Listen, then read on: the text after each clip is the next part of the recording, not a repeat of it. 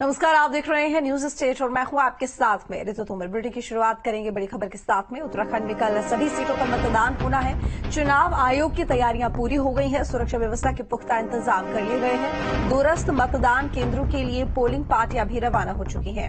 जोरों पर चलाया जा रहा है चेकिंग अभियान। तो बड़ी जानकारी आपको बता दें कि कल उत्तराखंड में सभी सीटों पर मतदान होगा और ऐसे में चुनाव आयोग की तैयारियां पूरी हो चुकी हैं। सुरक्षा व्यवस्था के पुख्ता इंतजाम किए जा चुके हैं।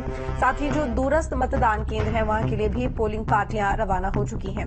तो जोरों पर चेकिंग अभियान भी चलाया जा रहा है। तो बता दें आपको कि उत्तराखंड में कल पहले चरण में सभी सीटों पर मतदान होगा और ऐसे में चुनाव आयोग जो कि लगातार तैयारियां कर रहा है, उनकी तैयारियां भी पूरी हो चुकी हैं। ईवीएम मशीनें भी रवाना हो चुकी हैं। दूरस्थ इलाके हैं वहां के लिए भी जो पोलिंग पार्टीज हैं वो रवाना हो चुकी हैं। सुरक्षा व्यवस्था के पुख्ता इंतजाम किए गए हैं और जो चेकिंग अभियान है वो भी चलाया जा रहा है। तो फिलहाल हर आने जाने वाले की चेकिंग, बॉर्डर्स पर चेकिंग, लगातार प्रशासन अलर्ट मोड पर है और चेकिंग अभियान चलाया जा रहा है। आपको बता दें कि पिछले कुछ दिनों में चेकिंग अभियान के तहत बड़ी मात्रा में कैश भी बरामद किया गया है। और कल चुनाव सभी सीटों पर महावीर नेगी हमारे साथ जुड़े हैं ज्यादा जानकारी के साथ में लाइव। महावीर, कल उत्तराखंड में आज सभी सीटों पर मतदान होना है। चुनाव आयोग की भी तैयारियां पूरी हो गई हैं। किस तरह की तैयारियां?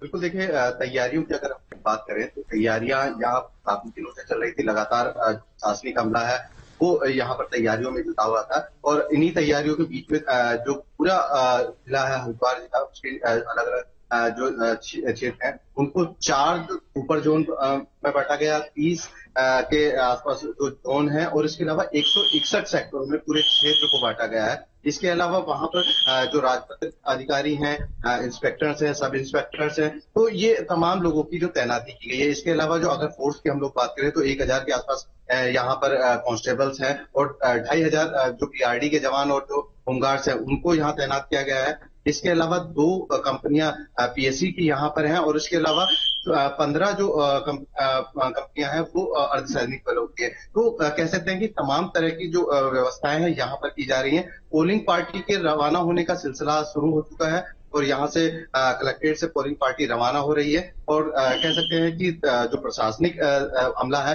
वो अपनी तैयारियां पूरी यहाँ पर कर चुका है और अब इंतजार कल का है। कल मतदान शुरू होना है और उसके साथ साथ जो अगर मैं हरिद्वार की बात करूं तो हरिद्वार में 247 जो बूथ है, पोलिंग बूथ, उनको सेंसिटिव घोषित किया गया है। वहां पर खास व्यवस्था की गई है। इसके अलावा जो बुजुर्ग मतदाता हैं उनके लिए अलग से व्यवस्था है। तो ये तमाम तरह की जो व्यवस्था है वो की गई है ताकि ज्यादा से ज्यादा लोग मतदान के लिए निकल सके और ज्यादा से ज्यादा लोग वहां पहुंचेगा और उनको किसी भी तरह की कोई दिक्कत ना हो। ये खास ध्यान इस बार निर्वाचन आयोग का है। बिल्कुल, इसके साथ ही चुनावों को देखते हुए जो शराब की दुकानें भी हैं वो भी शायद आज से बंद हो जाएंगी और कब तक बंद रहेंगी?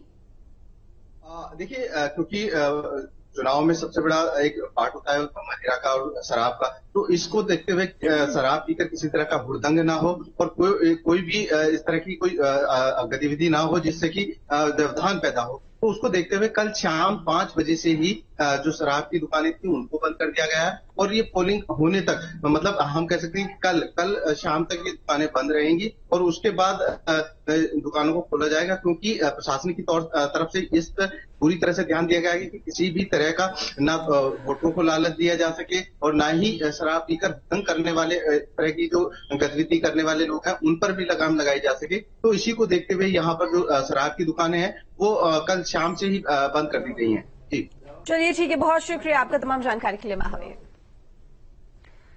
आगे बढ़ेंगे। लोकसभा चुनाव की मतदान प्रक्रिया को संपन्न करवाने के लिए पौड़ी जिले में 181 पोलिंग पार्टी को दुरुस्त पोलिंग बूथ के लिए रवाना कर दिया गया है। पौड़ी के यहां पर खंडोलिया मैदान से श्रीनगर और